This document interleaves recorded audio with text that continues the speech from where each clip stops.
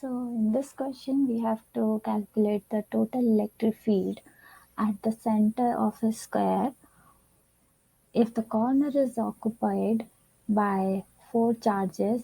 One is Q1 and the other three are given by Q2. Now the distance from one of the corners to the center will be given by the distance between two corners divided by 2. Now the distance from Q1 to Q2 will be, by Pythagoras theorem, L square plus L square root over, and hence the distance from Q1 to center will be this distance by 2, which gives me L over root 2. So let's take our R to be L over root 2. Now let's find the electric field at the center due to these two Q2s.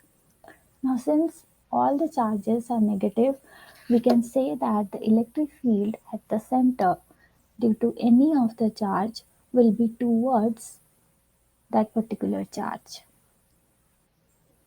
So the electric field at the center due to this Q2 will be along this direction, and the electric field at this point at the center due to this Q2 will be in this direction. Now since the charges are of the same value, so we can say the electric fields are equal, and because they are in opposite direction, they cancel out. So the only electric fields that contribute to the center will be electric field due to Q1 and electric field due to this Q2. Now let's find the electric field due to Q1 at the center. This will be E1 equal to KQ1 over R square, where R is the distance between Q1 and the center of the square. Similarly, E2 will be KQ2 over R square. Now we can see that E1 and E2 will be in different direction. E1 will be towards Q1 and E2 will be towards Q2. So combining algebraically these two electric fields, we can get the net electric field E will be E1 minus E2. This is because Q1 is greater than Q2. So the net electric field will always point towards that direction in which the electric field out of these two is higher. So this will be KQ1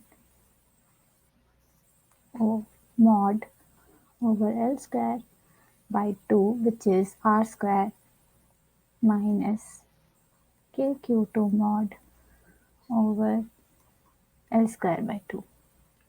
And this gives KQ1 mod minus Q2 mod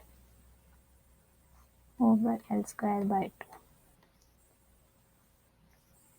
Now here we are taking the absolute value of Q1 and Q2 because we have already considered the directions of E1 and E2. So we don't need to take into account the sign of these charges. So solving this equation, we get the net electric field is equal to 1.15 into 10 to the power 6 Newton per coulomb. And this should point towards that charge whose electric field at the center has a higher magnitude. So since E1 is greater than E2, this electric field, the net electric field at the center, should point towards Q1. So it should be towards the minus 38.6 microcoulomb.